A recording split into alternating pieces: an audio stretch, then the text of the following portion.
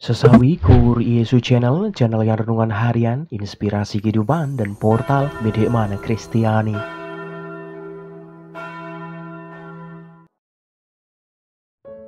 Damai sejahtera beserta kita.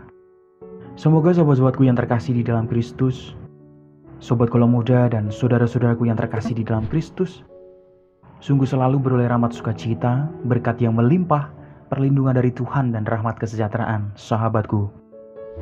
Sahabatku yang terkasih, pada kesempatan ini, pada hari Rabu, pada 5 April 2023 ini sahabatku, kita mau bersama-sama dengarkan firman Tuhan kembali dari Injil Matius.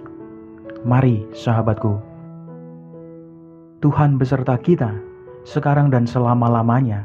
Inilah Injil suci menurut Matius, dimuliakanlah Tuhan. Sekali peristiwa, pergilah seorang dari ke-12 murid itu yang bernama Yudas Iskariot kepada imam-imam kepala. Ia berkata, "Apa yang hendak kamu berikan kepadaku supaya aku menyerahkan dia kepada kamu?" Mereka membayar 30 uang perak kepadanya. Dan mulai saat itu ia mencari kesempatan yang baik untuk menyerahkan Yesus. Pada hari pertama, dari hari raya roti tidak beragi, datanglah murid-murid Yesus kepadanya dan berkata, "Di mana engkau kehendaki kami mempersiapkan perjamuan Paskah bagimu?" Jawab Yesus, "Pergilah ke kota kepada si Anu dan katakan kepadanya, pesan guru, waktuku hampir tiba. Di dalam rumahmu lah aku mau merayakan Paskah bersama-sama dengan murid-muridku." Lalu murid-muridnya melakukan seperti yang ditugaskan Yesus kepada mereka dan mempersiapkan Paskah. Setelah hari malam, Yesus duduk makan bersama-sama dengan ke-12 murid itu. Dan ketika mereka sedang makan, ia berkata, "Aku berkata kepadamu, sesungguhnya seorang di antara kamu akan menyerahkan aku."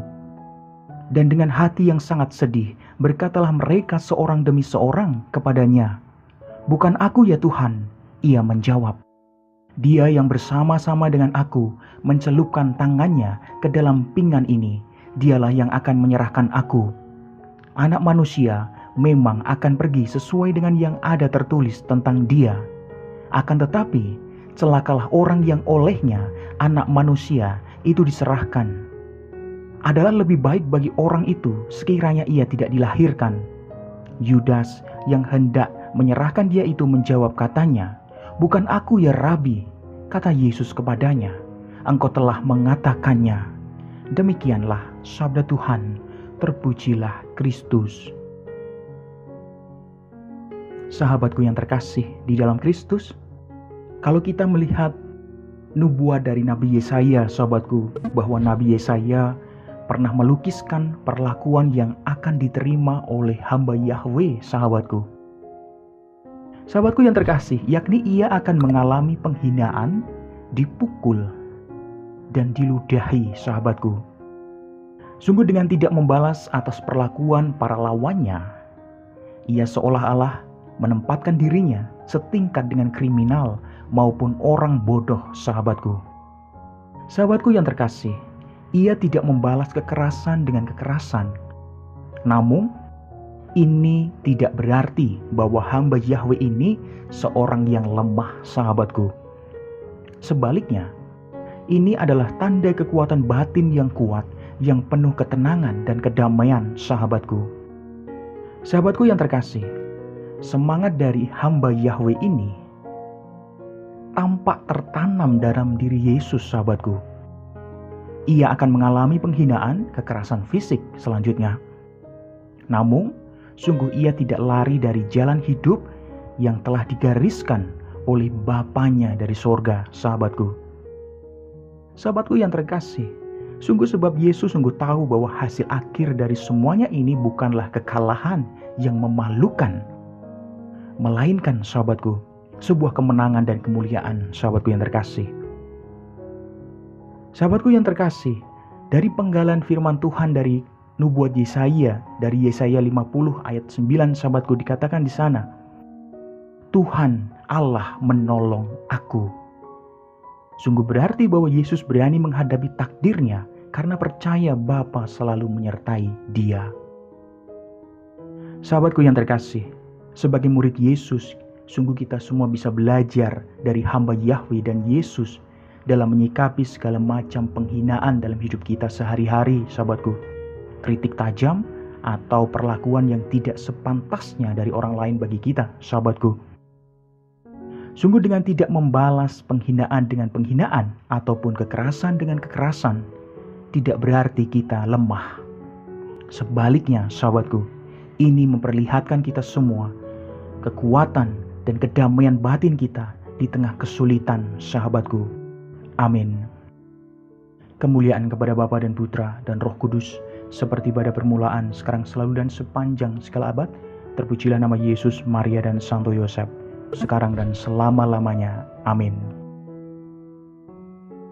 Mari sahabatku, kita tutup renungan singkat ini, kita bersatu dalam doa. Marilah berdoa.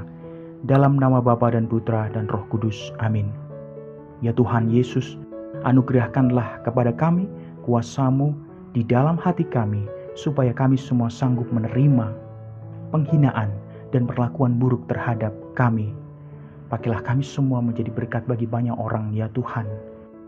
Amin. Kemuliaan kepada Bapa dan Putra dan Roh Kudus, seperti pada permulaan, sekarang selalu dan sepanjang segala abad.